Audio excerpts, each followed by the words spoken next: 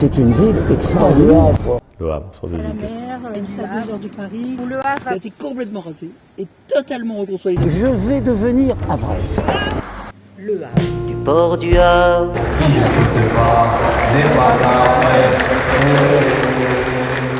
Et les gens parfois qui ont un aspect négatif sur notre ville, ils repartent emballés. Hello, moi c'est Lola, la Doll Libérée, et aujourd'hui nous partons à la rencontre de Delphine Heurtaud qui a fondé l'association Raconte-nous le monde. Elle va nous expliquer en détail ce à quoi correspond cette association, quel est son but, son histoire et aujourd'hui qu'est-ce qu'elle devient. Bonjour Delphine, alors qui êtes-vous? Alors qui je suis multicasquette. Je suis de mon métier de base, je suis enseignante, je suis même professeure de mathématiques. Donc voilà, j'ai été pendant très longtemps coordinatrice d'une ULIS, donc pour des élèves avec des besoins éducatifs particuliers et notamment des enfants qui avaient des troubles spécifiques du langage et des apprentissages, des enfants autistes, des enfants ayant une dyslexie, dyspraxie, enfin voilà. Et alors, on va s'intéresser particulièrement donc, à Raconte-nous le monde. Oui. Est-ce que tu peux nous expliquer ce que c'est? Oui, alors Raconte-nous le monde, c'est une association. Alors c'est intéressant qu'on me demande ce que je suis avant, parce que cette association, elle est née de 2 personnes. Je n'étais pas toute seule à la fonder au départ. J'étais avec une collègue qui était professeure d'histoire-géographie, avec laquelle je travaillais dans le collège où j'étais à l'époque. Et puis on cherchait un projet, une montagne à gravir pour des enfants qui avaient des troubles du langage. Et on s'est dit, quoi de plus impressionnant que de devoir écrire un livre quand on est dyslexique. Et on s'est dit, voilà, c'est ça, il nous faut quelque chose comme ça pour redonner confiance aux enfants et leur montrer que finalement, malgré les difficultés, les obstacles, eh bien quand on veut, on arrive à les surmonter, on fait autrement, et finalement on peut voir aboutir des projets incroyables. Et donc on est parti de cette idée-là, et on a commencé à vouloir écrire, c'était l'époque des 500 ans du Havre. Donc on s'est dit, oh, c'est sympa, on va pouvoir écrire quelque chose qui va retracer un peu l'histoire. Et notamment parce qu'on s'est dit aussi avec ma collègue, en regardant dans les offices de tourisme ou dans les librairies, il n'y avait rien qui existait pour les enfants, en fait, qui expliquait l'histoire de la ville, mais à hauteur d'enfant. Donc on s'est dit, bah voilà, il y a peut-être un créneau, allons-y, essayons. On a proposé le projet à nos élèves. Au bout de 2 ans, en fait, on écrivait donc des petits livres qui restaient au sein de la classe. Et on a fait la rencontre d'une éditrice. Et cette éditrice, quand elle a vu le projet, elle nous a dit, non, mais ça ne peut pas rester un projet au sein d'une classe. Moi, j'accepte de les publier plus largement et donc de les rentrer dans ma maison d'édition. Donc l'aventure a commencé comme ça, et là on a vraiment créé officiellement l'association. On parle beaucoup du Havre, mais alors, du coup, comme c'est Raconte-nous le monde... Voilà. Alors en fait, l'association, elle a commencé en s'appelant Raconte-nous le Havre. Donc les premiers livres sont sortis avec le nom de cette association. Et puis il y a 1 an, on a souhaité modifier le projet. Alors, on a voulu l'ouvrir davantage en fait. Moi j'aime bien les tourner un peu vers ce qui se passe à l'extérieur. Et le 2e roman d'aventure qu'on a fait, qui sort en librairie, était déjà au Maroc. Donc j'avais emmené mes élèves faire un voyage là-bas, et le livre s'est écrit sur place, en fait. C'est passionnant de voir comme c'était vraiment centré sur l'enfant et la confiance par rapport à la dyslexie. Oui, c'est ça. Je trouve ça extraordinairement riche pour les enfants, de leur donner un bagage comme ça dans leur vie, même future. Oui, parce que c'était pas seulement faire un travail d'écriture. Alors évidemment, il y avait cette base-là, parce que ça c'est important aussi pour eux. Mais le projet, avant tout, c'était un projet d'ensemble. C'est un peu comme monter une entreprise. Pour moi, alors d'abord parce que je suis pas prof de français, j'arrive pas avec cette entrée-là, moi, sur le projet. J'arrive comme coordinatrice d'un projet. Donc un projet dans son ensemble, pluridisciplinaire, dans lequel effectivement on va aussi bien travailler le financement du projet, parce qu'il faut trouver de l'argent pour imprimer, il faut trouver des mécènes, ça veut dire faire un dossier de présentation, se présenter auprès des mécènes. Alors on a eu la chance d'avoir des banques, mais il a fallu aller les chercher. Les enfants sont allés présenter leur projet pour que les mécènes répondent à cette demande. Et donc le budget aussi, il fallait le gérer. Et tout ça, en fait, c'est un projet d'ensemble. En fait, c'est pas simplement l'écriture d'un livre ou d'une histoire avec un écrivain, parce qu'on travaillait aussi avec un auteur jeunesse. C'était pas seulement ça, c'était vraiment un projet global. Parce que les enfants étaient mis au centre pour tout, en fait. Ils découvraient la vie d'entreprise, carrément. En même temps que nous, hein, parce que nous, c'était une nouveauté aussi pour nous enseignants. Alors bon, on avait l'habitude quand même, j'avais l'habitude de monter des projets de classe depuis longtemps, mais c'était une aventure dans le monde de l'édition que moi je ne maîtrisais pas du tout. Donc c'était aussi une occasion de leur montrer qu'un adulte, ça c'est pas tout.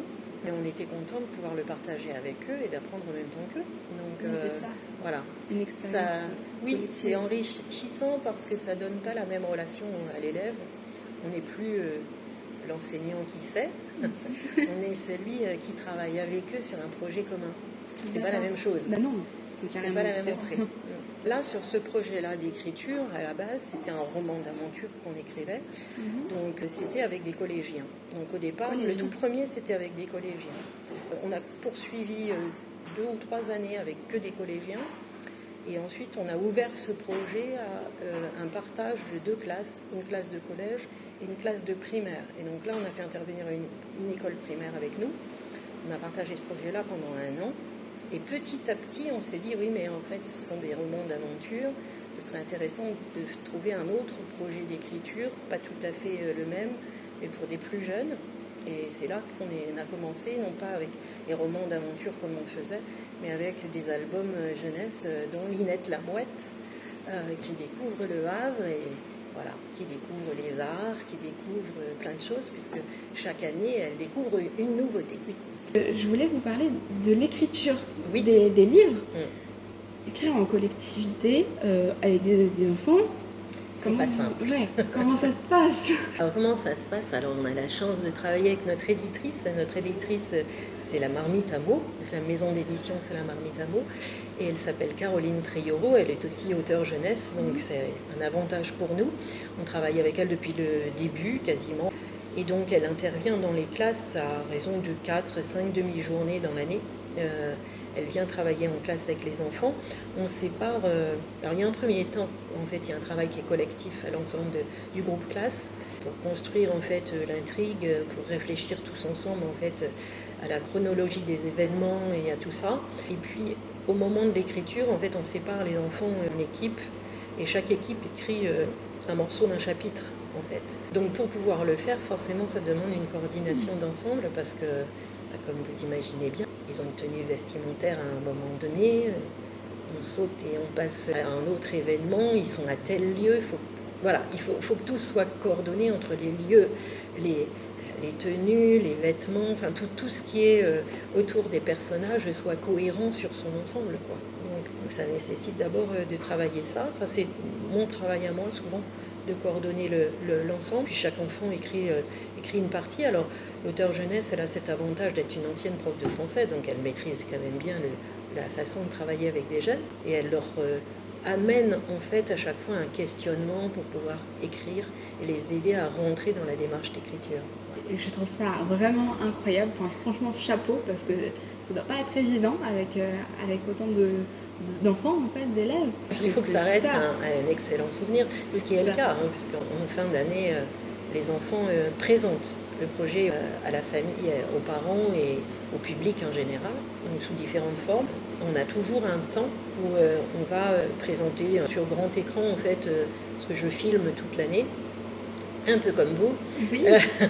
Je filme toutes les étapes en fait du projet, y compris les sorties que l'on peut faire, parce que écrire c'est bien, mais il faut aussi du contenu. Donc on fait quelques sorties et tout ça on le présente en fait en fin d'année aux familles.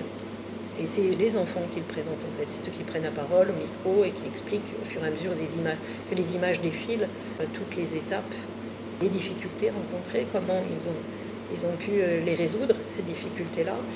Et voilà, c'est un travail intéressant parce là, c'est le bonheur de l'enseignant ce soir-là. C'est de voir les sourires sur les têtes de nos élèves et de les voir heureux de présenter leur travail abouti, la fierté d'avoir réussi et de voir ce projet abouti, quoi. C'est ça. C'est beau. Ça se voit rien qu'à vos yeux quand vous en parlez. Mais alors, le livre, c'est un objet, on l'a vu, c'est un vrai livre qui est vendu Donc déjà... Alors j'en ai, hein, donc je peux aussi vous les Ah montrer, oui. parce que je les ai ramenés. Ah, regarde. Extraordinaire. Et voilà, et le tout Oui. premier, le trésor Extraordinaire. oublié. Donc voilà, donc la première chose qu'ils font effectivement, c'est de regarder les dernières pages où là on voit le nom des auteurs. Merci Delphine pour toutes ces explications. Quels sont les projets pour l'année prochaine? Les projets de l'an prochain seront en visio avec une classe du Maroc et avec une classe du Cameroun, normalement. D'accord. Merci beaucoup Delphine d'avoir accepté de se prêter au jeu de l'interview. C'est un régal de discuter avec elle. J'espère que ça vous a donné envie de découvrir les livres écrits par Raconte-nous le monde.